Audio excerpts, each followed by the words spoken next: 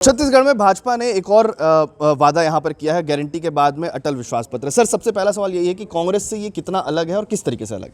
देखिए, कांग्रेस से की तुलना कम से कम भारतीय जनता पार्टी की मत करिए। कांग्रेस का जो घोषणा पत्र है उसके बारे में मुझे एक तो निकाय का आया ही नहीं है और शायद जारी भी नहीं कर पाएंगे जी।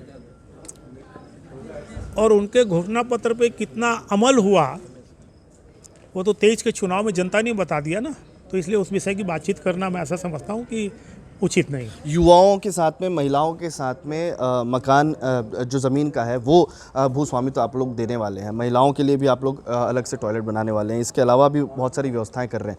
ये कैसे तैयार हुआ ये सब? नहीं, देखिए, मैंने पहले ही कहा,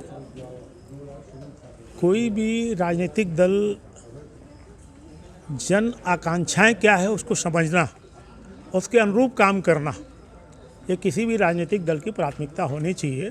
विधानसभा में भी हमने वही किया था, इस बार भी हमने वही किया। लगभग 3,500 अपेक्षा कह लें, सुझाव कह लें, उसका अध्ययन करने के बाद हमने इन सारी बातों का समावेश किया है और इसका हमने वित्तीय आकलन भी कर लिया है और हम ये वादे अपने कार्यकाल में पूरा कर लें। सर, अंतिम सवाल ये है कि कैसे पूरा होगा, क्योंकि इससे पहले भी कई घोषणाएं कांग्रेस ने की, गड़बड़ियां उनमें हुई। आप कांग्रेसी से हमारी को तो हमारे सर उनमें गड़बड़ियां हुई, गड़बड़ियों को कैसे सुधारा जाएगा, ये भी तो एक महत्वपूर्ण सवाल है। उन्होंने कई खर्च कर दिए, स्मार्ट सिटी पर खर्च किए, जिसका आरोप आप लोगों ने लगाया। मैंने पहले ही कहा कि नए महापौर आ जाए, हमारे सारी चीज़ों का आकलन करेंगे, जो नियमानुसार है वो कार्रवाई करेंगे और जो अधूरी चीज़ें हैं उसको हम कैसा पूरा करेंगे, ये हमारे पास रोड मैप। वादों का कोई समय सीमा है सर?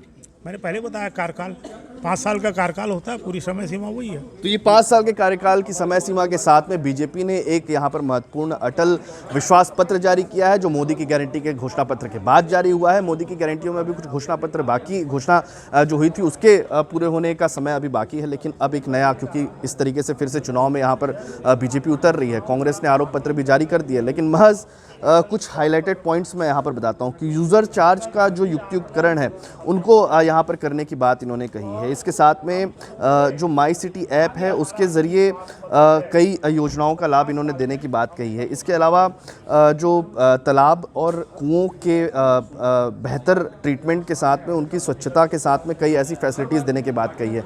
इसके अलावा उन्होंने यूथ के लिए यहाँ पर जिस तरीके से फैसिलिटी की बात कही है कि फ्री वाईफाई की सुविधा हर कॉलेज और हर स्कूल में मिलेगी। इसके अलावा हर कॉलेज और हर स्कूल में छात्राओं के लिए सैनिटरी नैपकिन यहाँ पर फ्री दिया जाएगा। तो ऐसी ही कई रोचक और महत्वपूर्ण घोषणाएं यहाँ पर भाजपा ने की है, क्योंकि अटल जयंती का 100वां जो वर्ष है वो यहाँ पर मनाया जा रहा है और इसी के तर्ज पर ही इसका नाम भी अटल विश्वास पत्र दिया गया है। तो ऐसे में इस विश्वास पत्र पर जनता कितना विश्वास करती है, क्या वाकई में सारे महापौर बीजेपी के बन पाते हैं, ये आने वाले वक्त में पता चलेगा। छत्तीसगढ़ से TV9 के लिए अमित मिश्रा।